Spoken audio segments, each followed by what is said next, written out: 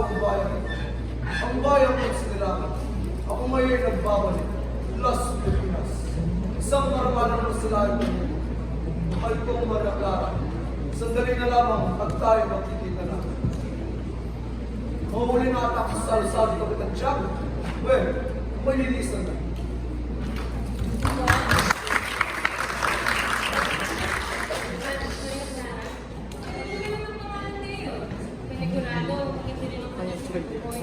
Base sa aking nalalaman, siyang Don Rafael Ibarra at ang kanyang kasintahan ay si Maria Clara.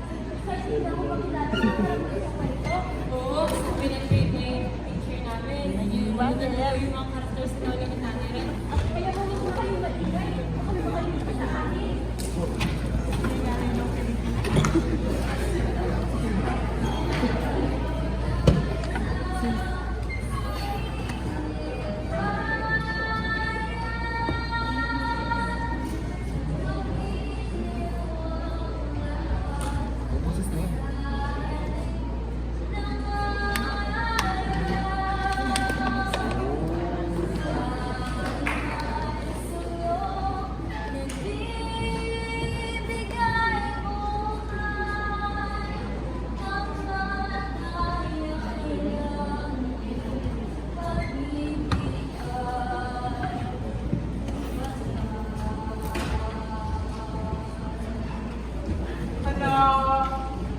Huwag ka sanang mabibigla sa aking balita. Babalik na si Ibarra sa Las Pilipinas.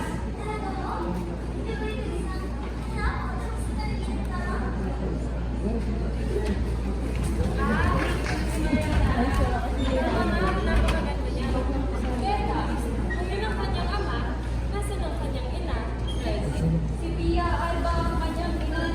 Siya ang tumulong kay Don Santiago para mas yumaman.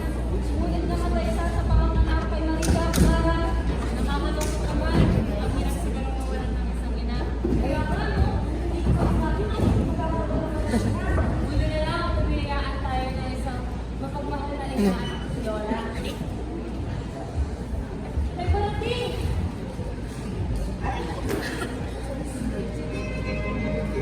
Nanglipat din.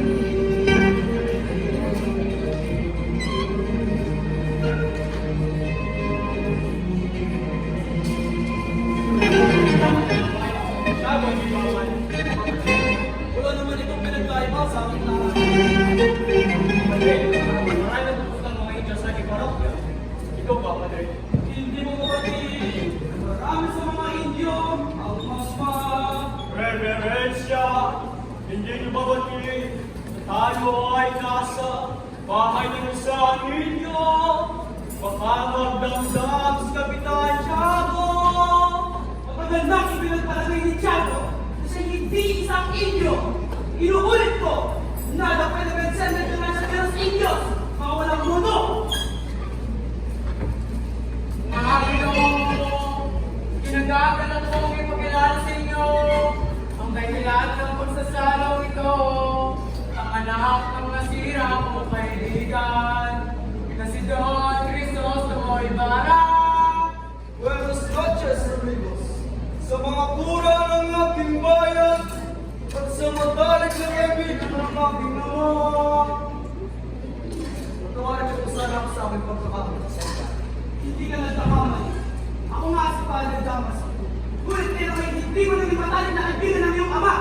Sapagkat wala akong kaibigang Enrique Pilistero. Iha na puta! Hindi mo ba tinitignan ng iyong kinadakanan? Wala ka bang mata?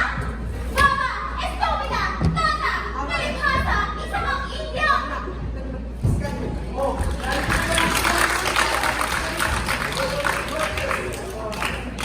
Crisostomo, pronto. Pabili niya, dinikita.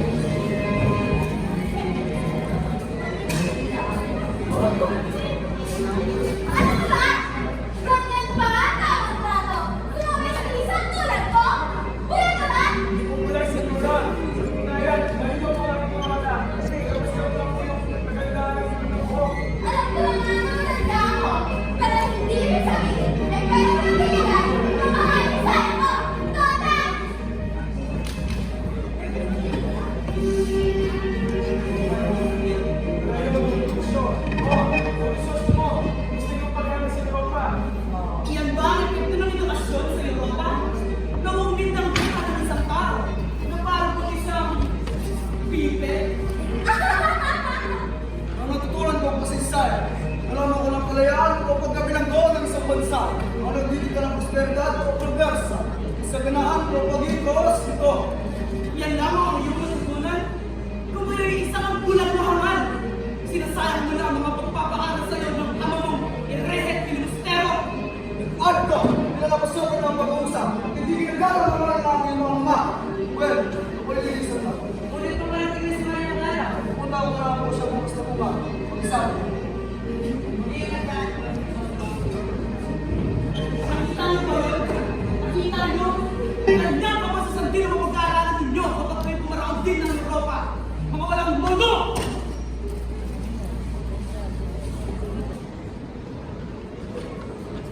Wala pa rin pinagbago ang bayan ng San Diego sa 7 taon kong pagkawala.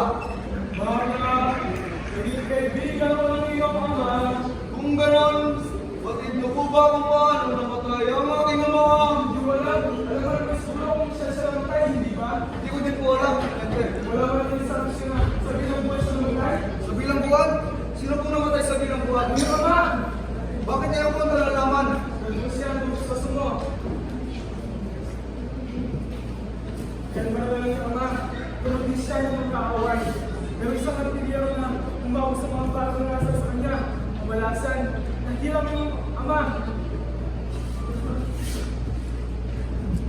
So ilang taon pa lang ako pumatay ng aking ama. Lalong sumunod pa lang hindi. Dahil sa lalakang ito. Kababa naman siya. Grabe yung sinabi ng papa niya. Ganyan daw ang panahon ng Kastila. Kahit hindi napatunayan na gumawa ng mali, ikaw ang paparusahan. Mabuti na lamang ngayon at nakalaya na tayo. Grabe naman pala dati. Bagay, sa kasalukuyan maraming ganyan. Ako siguro, nabuhay noong panahon na sa ako tayo ng Kastila. Baka hindi ko kayanin. Ako rin, baka mahirapan ako ng gusto dahil sa mga nangyayari doon. Ang naglalaro nila, hindi man lang sila naawa sa mga Indio. Kaya, tara na, baka magtapos tayo.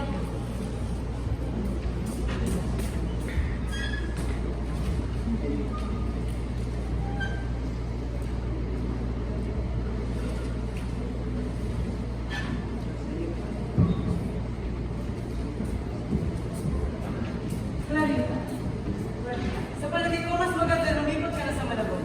Hindi na kasi sa San Diego nagsaservisyo ang lino ko. Primo, ano ka ba? Masaya ng anak mo sa San Diego. Sigurado ako, masaya doon. Lalo pa, sige na. Ah, tama! Nagpasya nga pala si Crisostomo rito. Ano ba itong dalaga na to? Kailan na? Narito na si Crisostomo. Kuya Clara! Crisostomo. Hindi mo kaya na.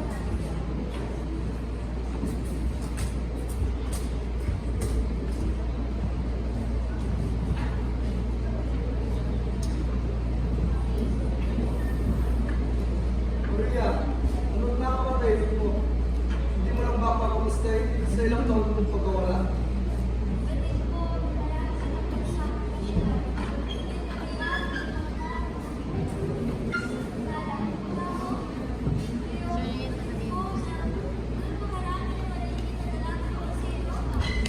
Tulong ako sa sarilo.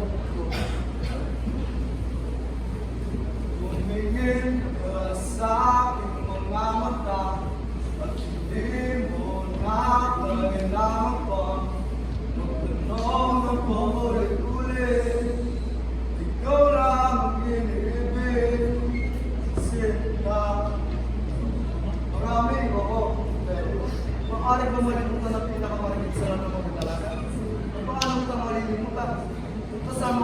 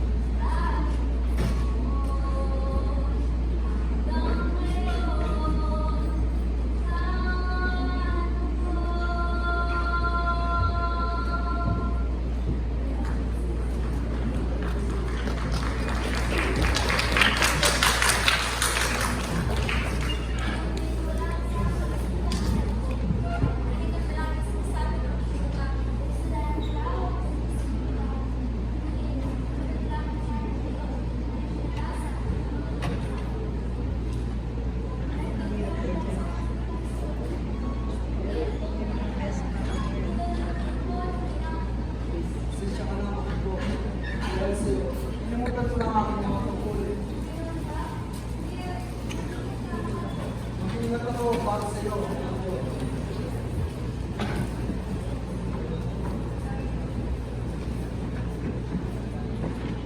Pumasok ka na, mahal ko.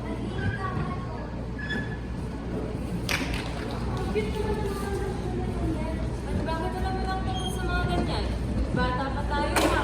Hindi ah. Marinig ko lang kapag nanonood tayo ng telebisyon. O huwag na kayo kumaingay. Kahit kapatid.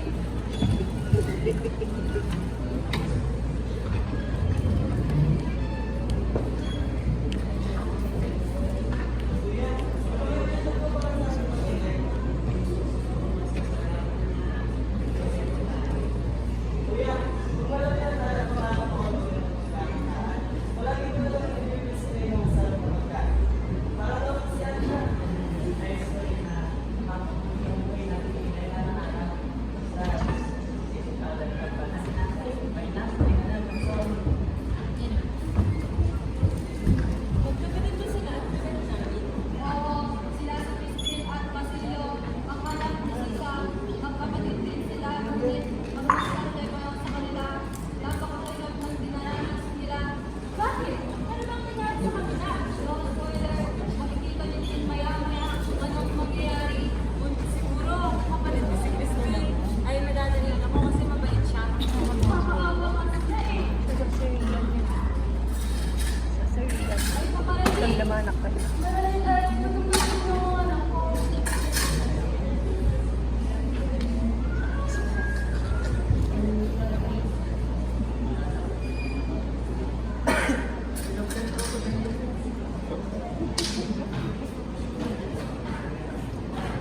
Dahil matutulog ng mga anak ko. May makakain ba? Meron. Gusto ka ba? Nasaan? Bilisan mo na kayo ng food. Ha? Dahil ko lang.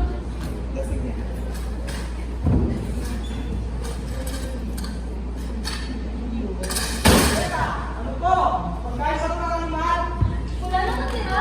Ngunit paano mga anak mo? Bakit? May ikaw ba? Sasaktan ako, Pedro! Sasabihin mo ba?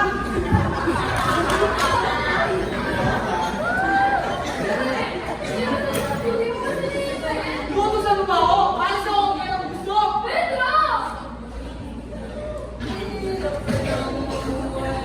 Sa mundong ito, bakit mo pa natagpuan ang isang tulad mo? Sana'y hindi nangyayarap yun, ngunit hindi na yun lahat. Nabigyan ako ng dalawang kapatid. Crispin, Basilio, mag-ingat sa pagkabihag.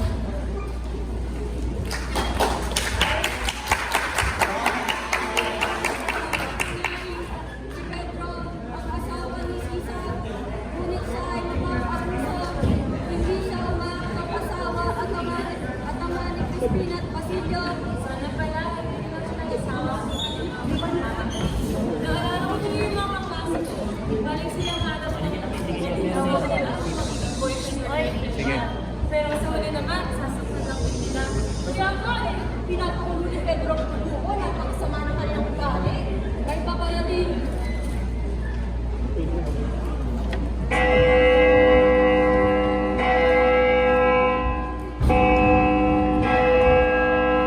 Ito na! Malapit na!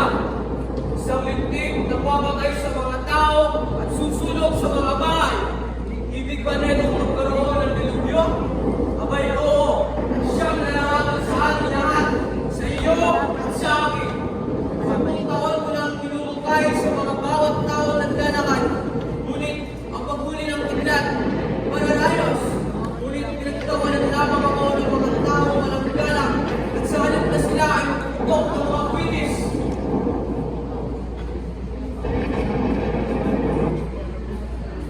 Crispin, Basilio, umuwi na kayo at naganda ng masarap na pagkain ng inyong ina. O sige, kayo na lamang kayo sa kampana at pangalit dito kapag lumibigtan.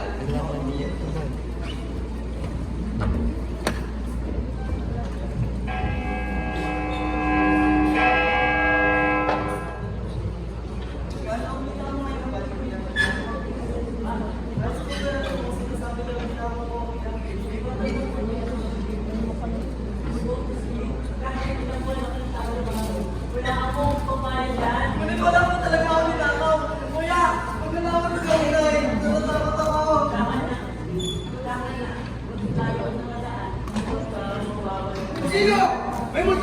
yan kasi hindi tao magpapatalaw lang ang para.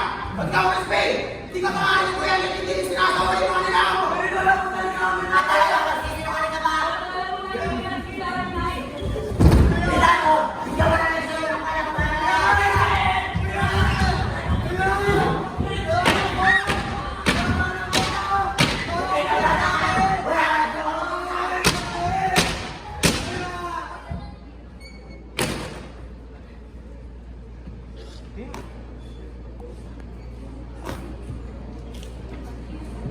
Padre! Padre! Nakatakas mo sa iyo! Hindi mo pinigay sa spin! Tulungan mo lang ako! Mabere!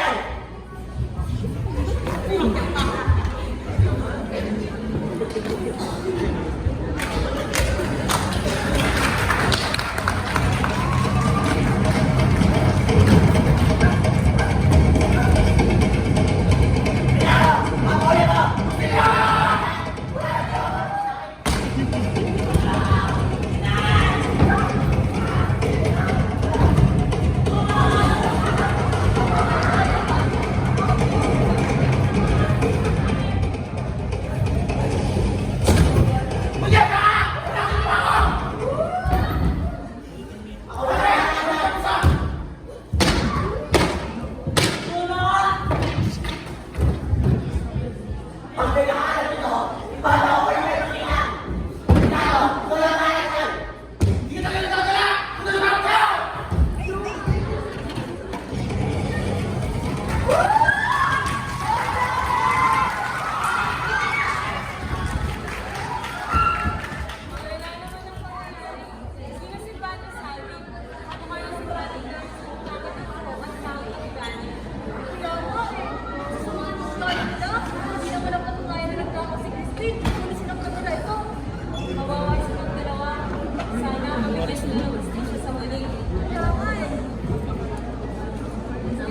kayo!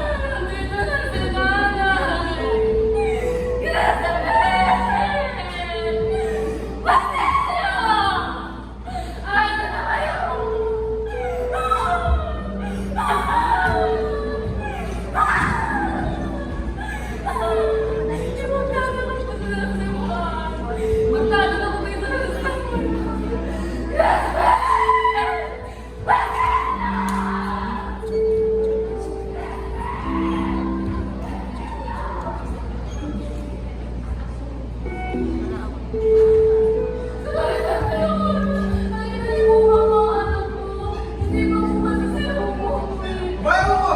Lumabas na sila!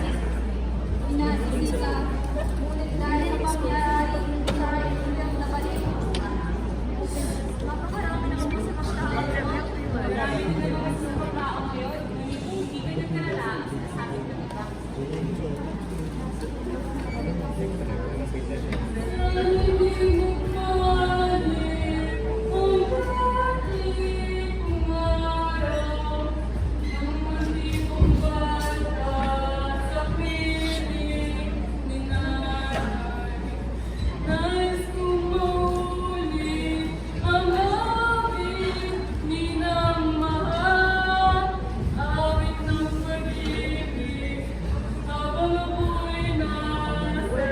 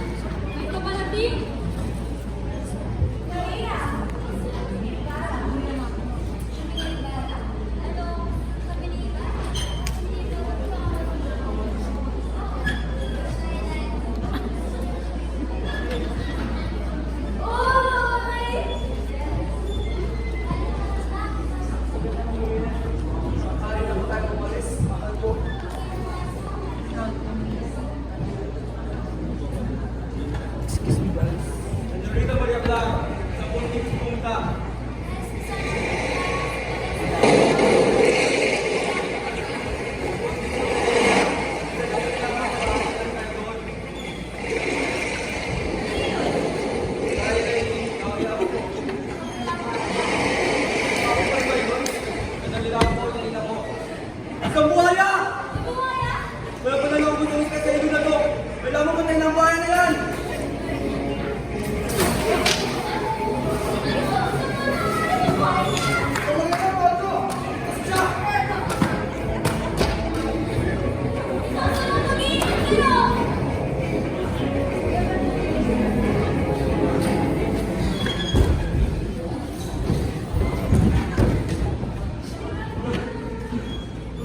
Maraming salamat po sa inyo.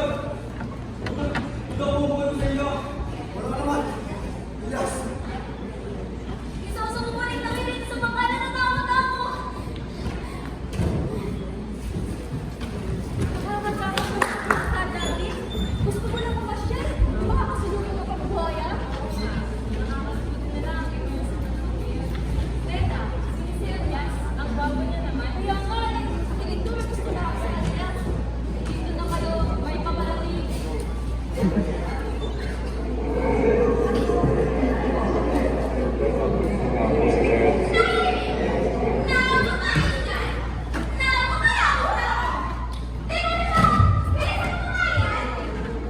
Isang araw na naman ang kay-init-init. Diyos ko! Pagkaalam na ang goodness kong kay ganda. Ang aking kolorado sa mukha na matutunaw. O, ikaw! Ikaw! Kayo ang mga pasyo ka mga inyo. Hindi ba kayo magbibigay galang sa akin? Hindi. Ikaw! Hindi mo ba ako nagkikilala? Ako si Doña Victorina de los Reyes de las Magallanes. Sa bagay, isang ang inyo. At sa pagkakaalam ko, kayo ngayon doon, walang alam, walang pinag-aralan, hindi naalagaan ang sarili. Kaya, tingnan mo nga naman, may pagkailan kay magkahalong ka. Sir, ano naman yan? Ang papangit naman ng mga dumadaan. Hoy, naman te! Kami ba ang pinapalitan mo? Bakit? Natamaan ka ba? Ha? Ano yung sinabi mo?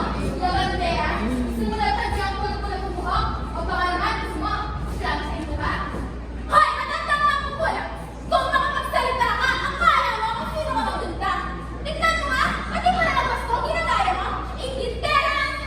Anong sabi mo? Gusto mo mag-ghost tayo? Hindi kita hulungan! Kaya mo ha?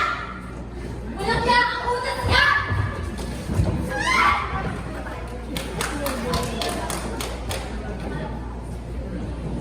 Mestiza po ako!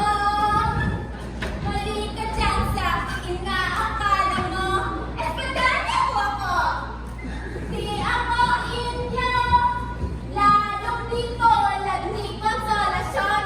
Espadanya ako! Mayaman na ako! Higit pa dyan sa napakasalan mo! Mestiza na ako! Pobre.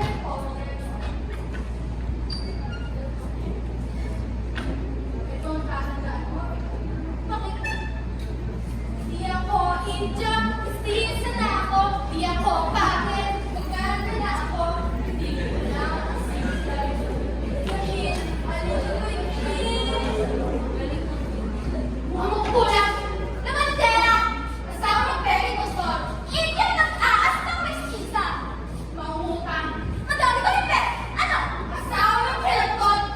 Ano ba sabi mo? Kulang! Anyway! Kulang!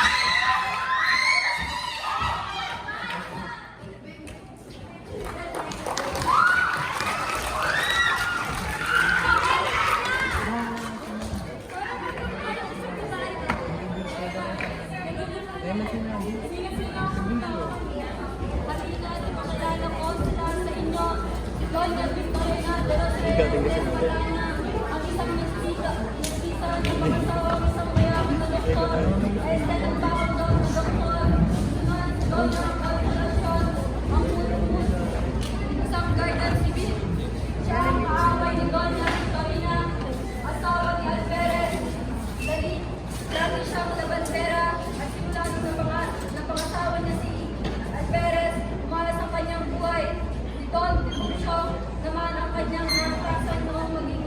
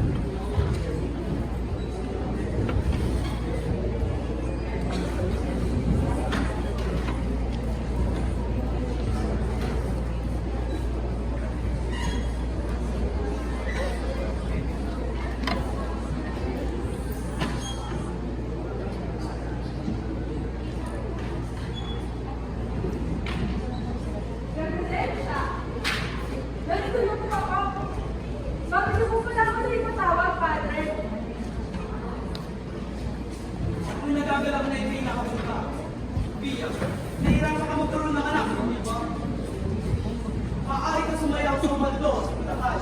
Kaya naman, isasanda kayo sa Takara. Pero, nandiyan ka rin naman na. Tutulungan na muna kita magdasal. Sige po, Father.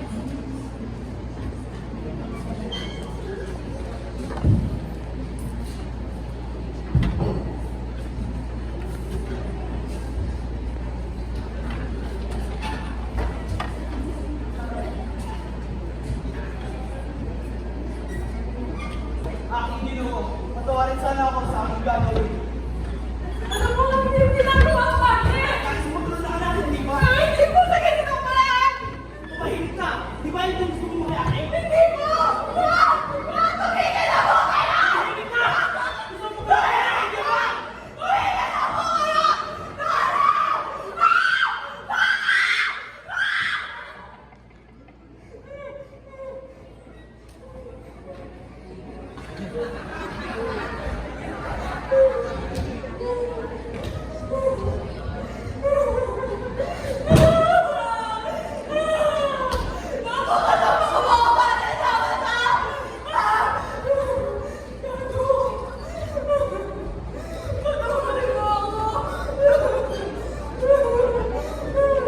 Panginoon! Gusto ko pong maghanap, pero hindi sa ganitong paraan! Paano ko matalagang makakita kung ito ay buwan ng mundo mong ginasa? Diyos ko! Bakit? Bakit ako?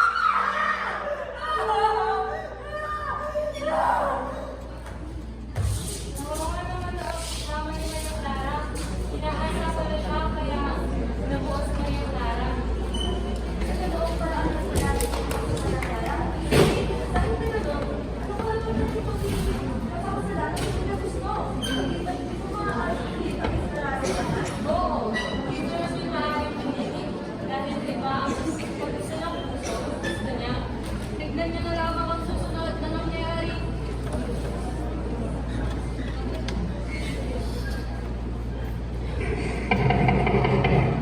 Tapo! Tapo! Yeah!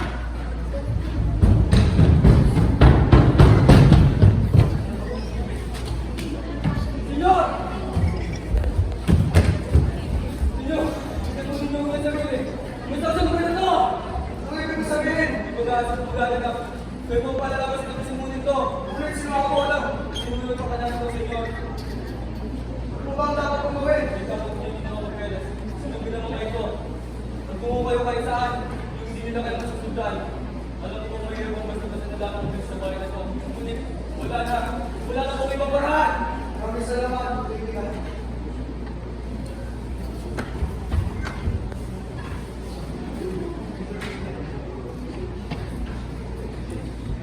Kung gusto mo ibara! Lumabas ka dyan! Sino yan? Kami ang alamat ng batas. Bakit po? Arestado ka! Punyeta ka! O manit senyor! Hindi na po kailangan pilitin. Ako'y sasama ang matapasay.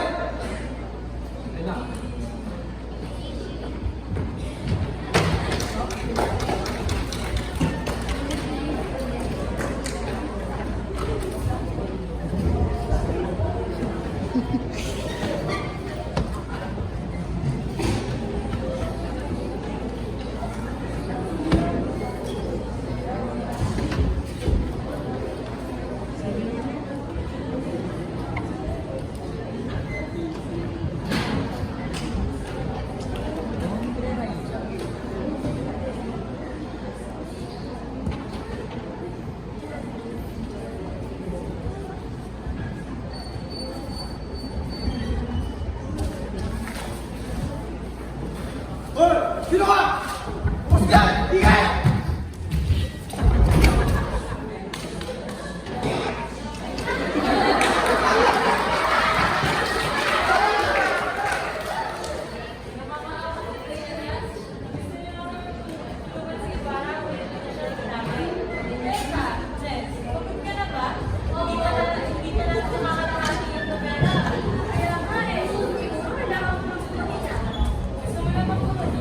Oo.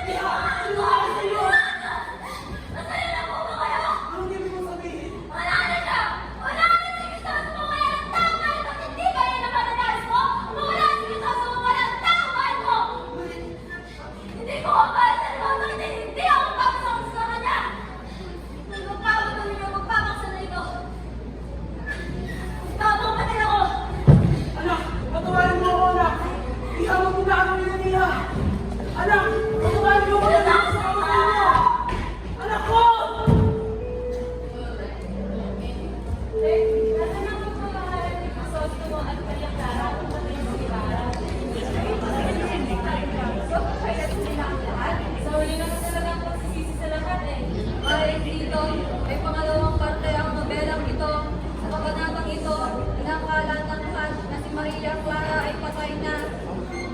Ngunit sa lahat ay magtutulad sa ikalawang bahagi ng nobela. Ano ba yan? Bakit hindi pa ipakita ngayon? Gusto ko lang malaman kung paano natapos ang istorya nila eh. May paparating!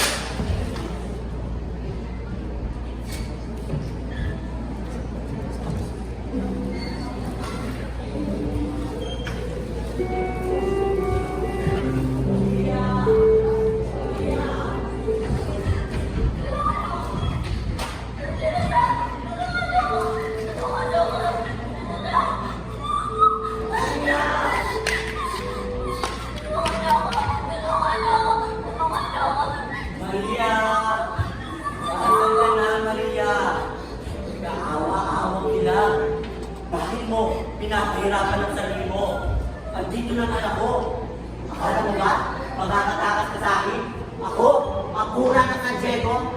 Kung alam mo lang, Maria, matagal mo nang inaasang-asang ang araw na ito, Maria. Maria! Nasaan ka na, Maria? Diyan ka lang pala nagtatago, Maria! Kibuta!